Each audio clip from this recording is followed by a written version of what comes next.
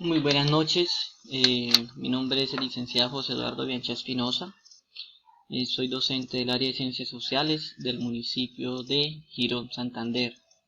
Allí en el colegio enseño secundaria en los grados sextos sociales, en noveno Cátedra de la Paz, décimo y once Ciencias Sociales. En este momento voy a responder al interrogante sobre los retos y los desafíos para la educación inclusiva.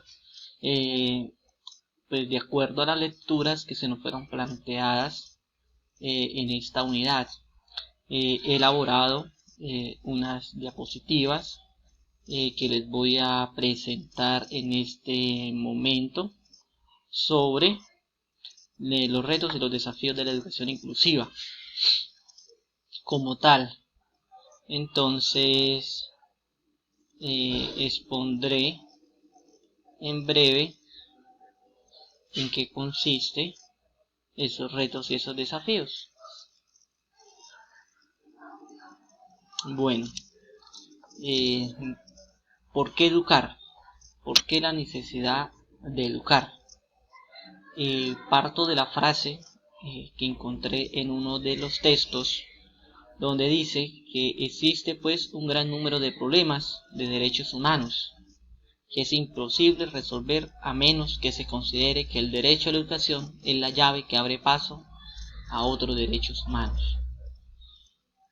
Puse en esa imagen esa frase de Mandela que dice que la educación es el arma más poderosa que puedes usar para cambiar el mundo.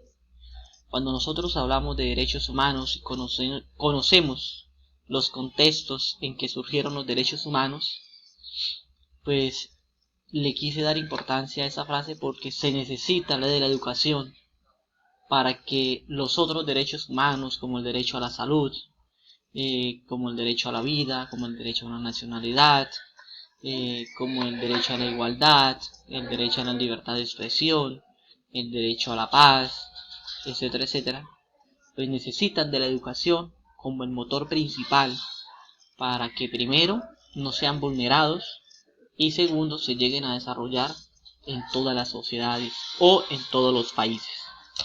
Bien, la segunda filmina quiero mostrar cuál es el alcance de la educación, cuáles han sido esos objetivos que no solo han sido nacionales, sino también han sido objetivos internacionales, donde se han creado una serie de decretos, declaraciones, pactos mundiales por la educación.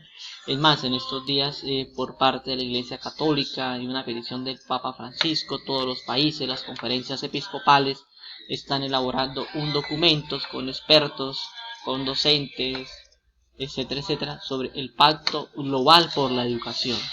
En estos días la conferencia episcopal pues está en esa reflexión. Entonces, el derecho a la educación se reconoce, promueve y protege en todos los niveles, desde el local hasta el mundial, y refleja plenamente la interrelación entre los actuales. Tenemos hermosas reflexiones sobre el papel de la educación a nivel internacional, todo lo que nos ofrece la UNESCO, todo lo que nos ofrecen los congresos sobre educación de las grandes universidades, sobre a nivel nacional cuando se hacen estos congresos de educación y pues también los locales, ¿no? Bueno, otra parte que me pareció sumamente importante y que hay que romper con esa barrera en el sector de la educación es que la educación se convierta como una fuente de ingreso o un capital dentro de la economía. Entonces, lo primero que hay que superar es esa relación de productividad-economía con la educación, de escoger la educación como una mercancía más que hay que vender a la sociedad, a las personas. Me hace recordar esto mucho al papel de los sofistas, ¿no? Que Platón los llamaba mercaderes del conocimiento. Es algo que los modelos económicos y el modelo neoliberal nos está queriendo imponer hoy en día, que la utilidad del conocimiento humano sea en cuanto a la producción. Otro punto son las bases de la educación. Dice que lo que frustra la creación de las bases para la educación sobre derechos humanos, que enseña a compartir conocimientos. Hay que compartirlos, hay que socializarlos, ponerlos a disposición de las demás personas y no tomar los conocimientos como un comercio, lo que decíamos en la femina anterior. La educación nos tiene que llevar a cooperar, mas no a competir entre los seres humanos, entre las personas, las empresas o las instituciones.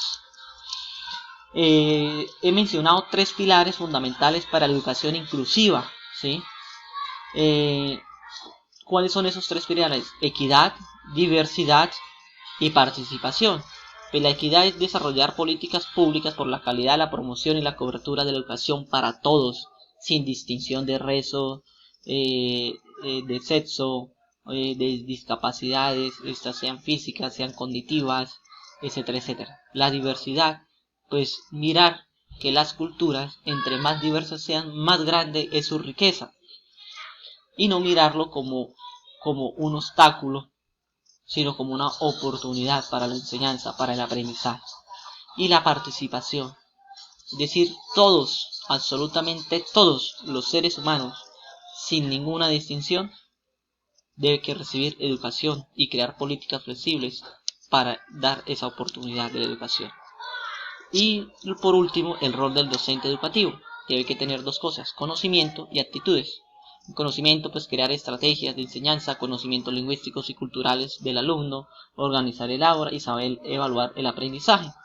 Pues las actitudes del docente inclusivo deben que ser, pues, respetar su cultura, la expectativa por el aprendizaje, ver errores de los estudiantes como una oportunidad de aprendizaje y ayudar a fortalecer el aprendizaje.